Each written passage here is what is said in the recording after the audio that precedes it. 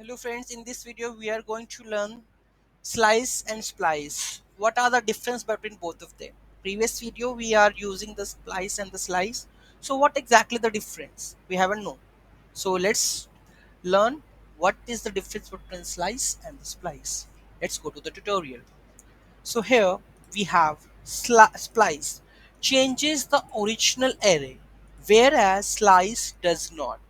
Both of them returns array object, right? Both of them returns the array object, but the basic difference is splice changes the original array and but the slice does not. So let's have a look. So here we have the array and we are consoling that array dot splice. That means it will return 3, 4, 5. After that it will return the same 3, 4, 5. After returning the array and array 2, what will be the result? Let's look at to the browser. Let's reload this. Let me comment the previous one.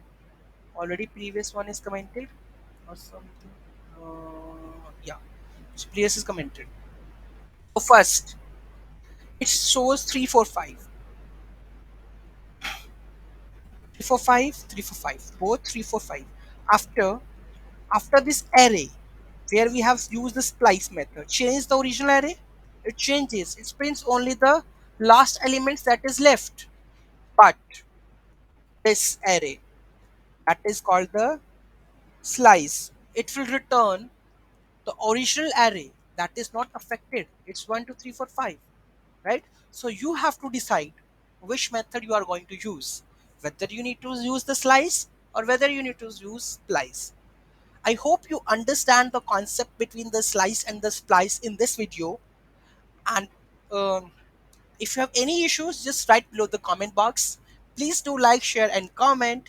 Have a great day. Bye bye.